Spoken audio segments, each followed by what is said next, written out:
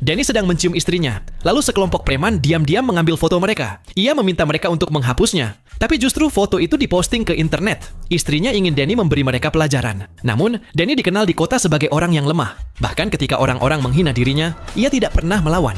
Preman itu pun lalu memprovokasinya dan mengatakan bagaimana mungkin pecundang seperti dia bisa mendapatkan wanita secantik istrinya. Mendengar itu, Danny pun hanya terdiam.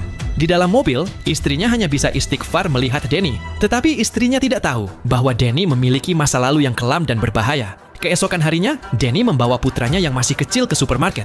Saat membuka pintu kulkas, seorang pembunuh bayaran diam-diam mengincarnya. Lalu, dengan gerakan lincah dan cepat, Danny berhasil menghindari setiap serangan. Si pembunuh sama sekali tidak bisa menyentuhnya. Danny bahkan sempat mengambil sebungkus popok dari lantai dan keluar dari toko, membuat semua orang yang melihatnya terkejut. Menyadari rahasianya terbongkar, Danny langsung melaju pulang dengan kecepatan tinggi.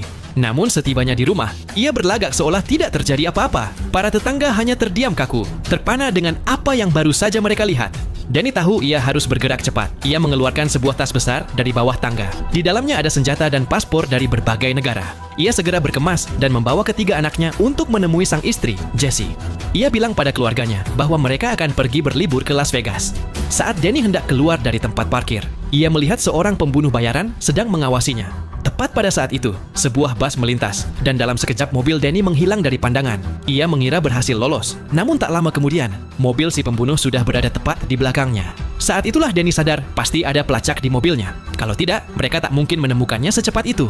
Untuk mengatasi masalah itu, ia pergi ke dealer mobil tempatnya bekerja. Ia mengangkat mobil pura-pura memeriksa, lalu dengan cepat menemukan alat pelacak yang tersembunyi di bawahnya. Ia mencabutnya, dan diam-diam menempelkannya ke mobil seorang rekan kerja yang hobi balapan.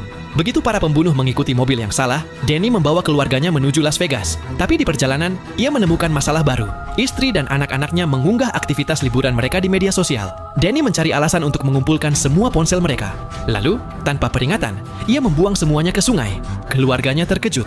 Danny hanya tersenyum dan berkata, "Liburan tanpa ponsel akan membuat kita lebih dekat." Sementara itu, di rumah Danny, Mike pemimpin para pembunuh tiba. Saat melihat foto keluarga bahagia Danny yang berjumlah 5 orang, ia marah besar. Ia segera memerintahkan semua anak buahnya dan para peretasnya untuk menemukan Danny dengan cara apapun. Nah, cuplikan adegan film ini bisa kalian saksikan dengan judul The Family Plan 2023.